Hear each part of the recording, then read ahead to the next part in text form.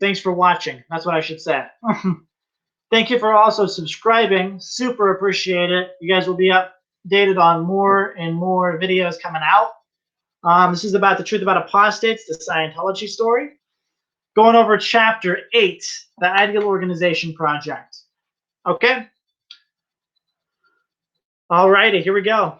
Another favorite topic of the apostates is the Ideal Organization Project. They claim things like the church is bilking millions of dollars from parishioners to buy rundown historical buildings and divert the profits to management staff, quote unquote. Wow, it seems like a lot of rumors and misconceptions in that one quote, isn't it, huh? That's what I've definitely encountered with apostates. They like to spread lies all the time, and I wanted to answer it, so here it is. That implies that millions of dollars are fundraised to buy and renovate buildings, but the church doesn't follow through with plans. They buy the property and apparently ignore it and squander the renovation money on lavish things. Presuming this is what an apostate would do if they could be a part of collecting people's money, which apostates have, and that's why they're making a big deal about it. I can name many, and I think I named some in the Hidden Agenda.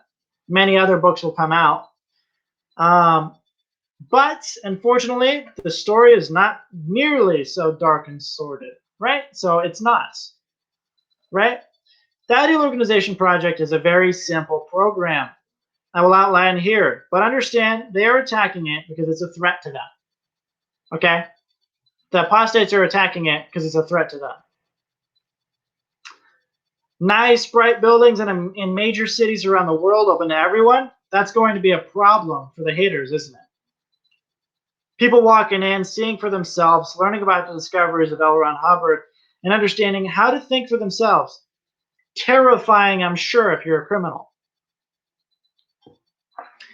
In 2003, a program was launched to upgrade the major church buildings around the world. This is about 120 locations, and most churches needed new buildings because they had outgrown their current locations.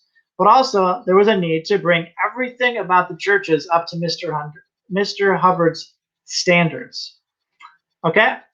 The Ideal Organization is to serve as a model for all other churches and missions that have not achieved the quote-unquote ideal standard set for all Scientology organizations. This was not just set forth by Mr. David Miscavige, but by Mr. Hubbard through his policy name, the Ideal Org. Interesting, right? This is the quote, L. Ron Hubbard. One could look at this Ideal Org and know that this was the place a new civilization was being established for this planet, L. Ron Hubbard. Since the time he wrote this policy and the set of policies surrounding it, Mr. Miscavige and the Religious Technology Center have gathered resources together and all experience to attain what the founder wanted to be a reality and is now becoming it in this new age. The organizations that have been established prior to becoming official ideal organizations are still Scientology establishments and should be treated as such. The establishments that are around for the churches of Scientology are serving Scientologists worldwide at this moment in time and will need to continue on up to a bigger facility and simpler technological advancements for their culture and population. Scientology's principles and scriptures are not going to change. The technology that surrounds them will evolve, and the ways to disseminate the message and deliver the service will be made simpler due to the technological developments from other corporations around the world. The Ideal Organization's project is there to bring the standards of the facilities up, including things like environmentally friendly and qualifying low energy consumption. So yes, the religion does have a scripture. It has all of the materials at an ideal standard. It has all of its staff and management officials at an ideal standard. Now it has the organization at an ideal standard. There are organizations being opened on each continent to match the ideal standard set forth by the founder.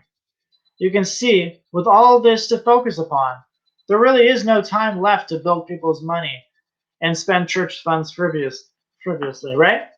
So there it is. That's the reason why they expelled the apostates, because they were using the parishioner donations for really dumb reasons. They were stealing it. They were, signing fake contracts and getting the money and taking it and leaving with it. Many different aspects of why it is that we needed to expel them. As the Scientologists have to say, the church did a really good job on making that call because we're expanding like none other. And we don't have to worry about people stealing church funds.